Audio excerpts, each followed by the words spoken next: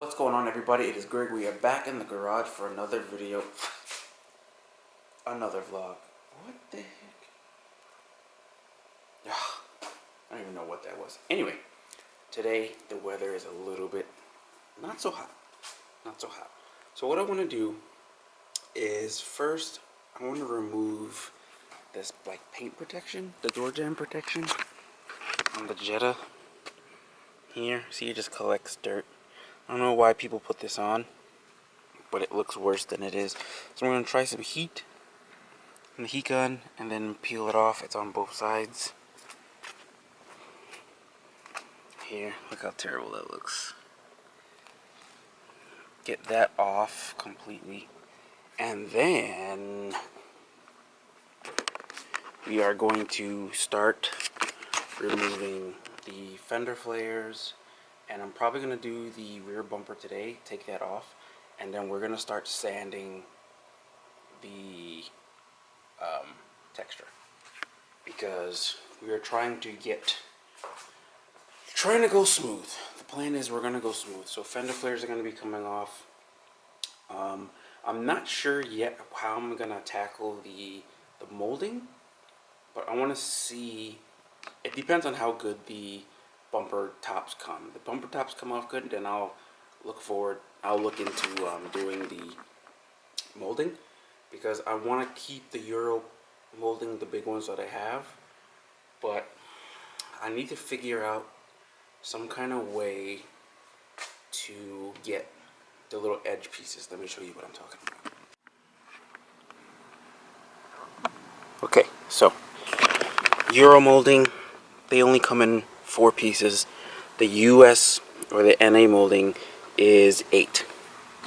So once you remove this piece, there's another small piece underneath here if you have the NA molding, which is a different size than the, I believe it's 70 or 90 mil is the length of these.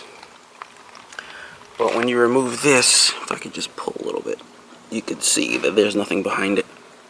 So I'm going to have to figure that out. And in the front, that piece is attached to the flare itself. So there might be something where I might be able to cut that and leave that. Maybe, I'm not sure. But I need to figure out something for these parts here, because I don't want to, I'm taking the molding off, and I'm not going to keep the flares. And I don't want to like having to sand those smooth and paint those, because I mean they fit, but they don't fit 100%. Unless I go through and glue everything 100% like that, which I'm not going to do. So I'm going to figure that out here shortly.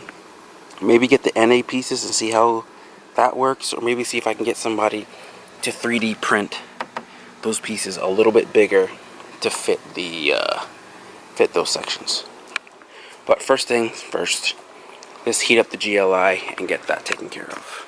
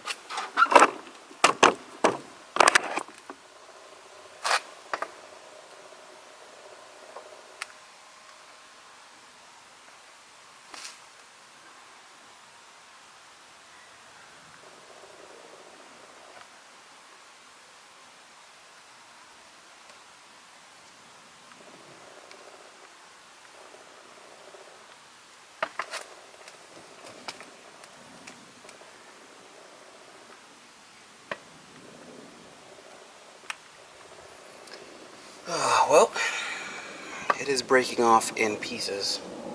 This is gonna take longer than I thought.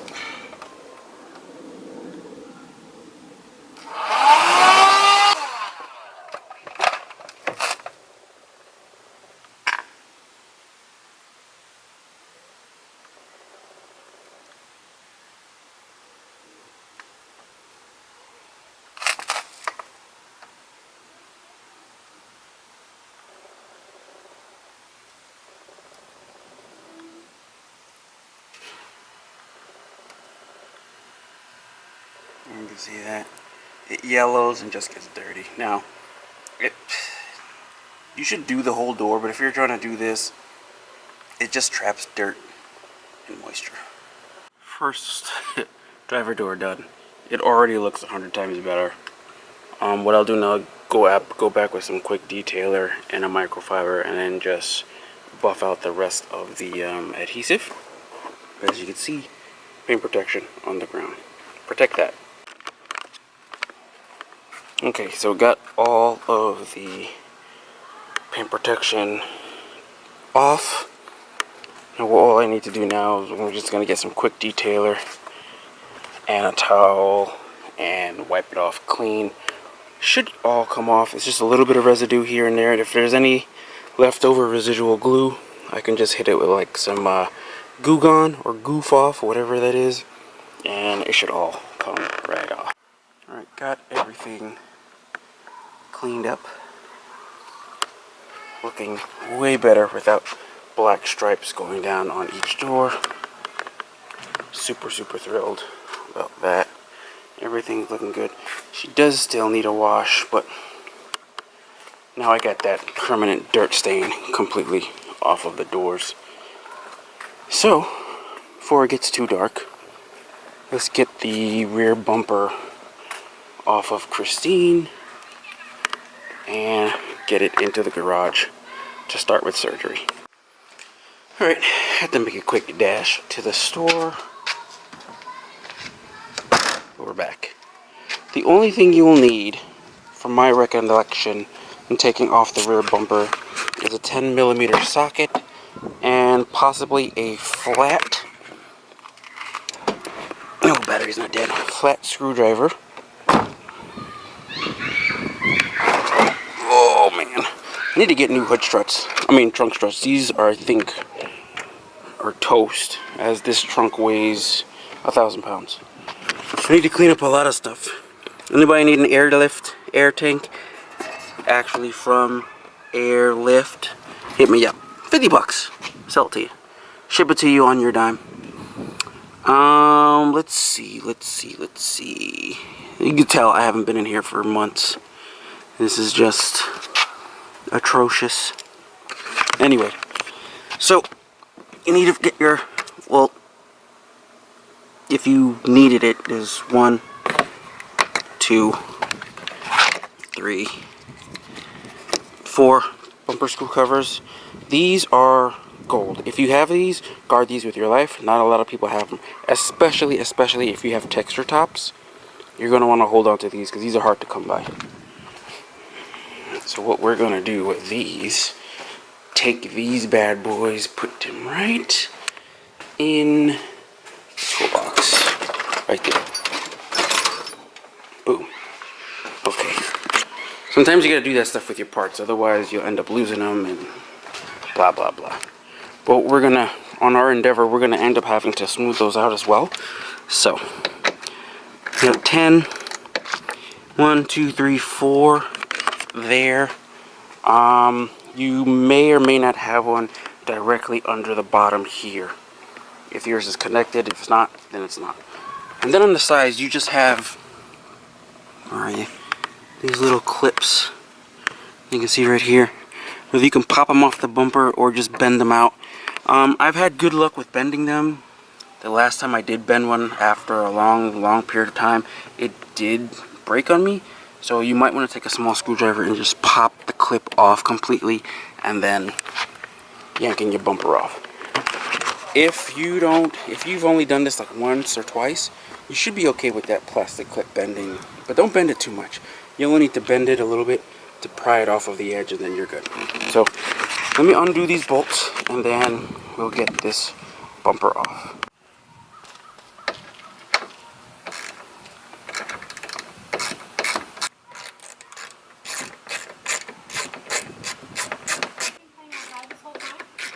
Yeah.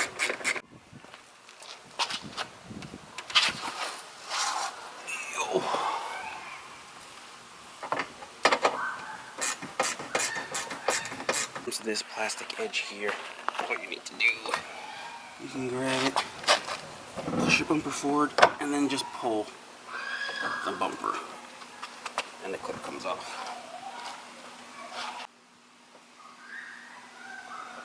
Oh yeah, there's two more on the edges.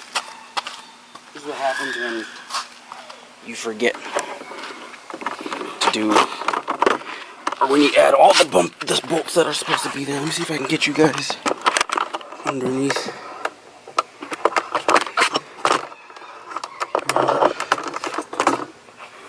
Right, that rusty one, right there, that one. I got one on each side, so those got to come out. Then the bumper should be free to pull off.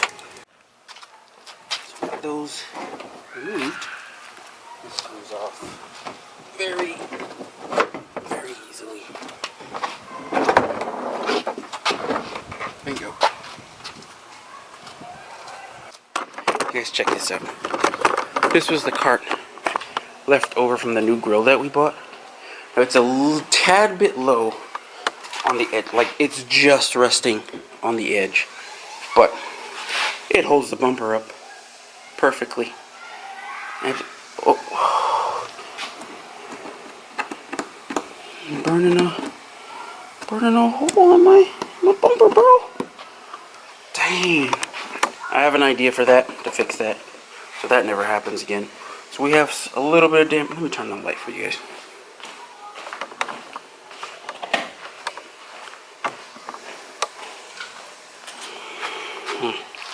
Didn't help much. Well, we have some scratches and stuff. This is from when I bought the bumper originally. No big deal. But overall, bumper is in really, really good condition still. Some clear drip here. As you can see, there's normally a body line here. I sanded that out years ago. I just thought it looked cool to get rid of that line. So what we'll do is we're going to sand all this. I'm not 100% sure about this yet. I've seen some cars with it that I like, some cars I don't. Most likely this will stay black. I'm going to try and see if there's a way to sand and repair the damage and then just spray texture all over again. But as for now, yeah. And a lot of people have asked what this little lip is. This is literally just garden, the garden edge, as you can see here. See that? See that right there? Got that going along down there? That's all this is. Christian did it on his car a while back because he saw somebody online on YouTube do it, and then I've done it, and he switched his over to a rear vento rear lip, and I've kept this. It just adds a little something to the back end of the car. You know, nothing too crazy, and if it does get messed up, you can go to Home Depot and replace it for like, I think like $16 for a whole entire roll. So you get a couple uses out of it. And you can see I just used some screws and washers. Just hold it in place. It fits perfect, screws into the bottom. And if you want to remove it, you wouldn't even know that anything was there. So I'm not going to start on this today. It's already getting late. Tomorrow we'll come and we'll figure out what sandpaper we should start with to get this down nice and smooth, and then we will go from there. Maybe some blocking. I'm going to practice some color blocking on this part to get this part nice and smooth. There's some imperfections that I want to get out of here. So we're going to smooth down this bumper completely. If there's any body work needed, we're going to do that. But I'm excited.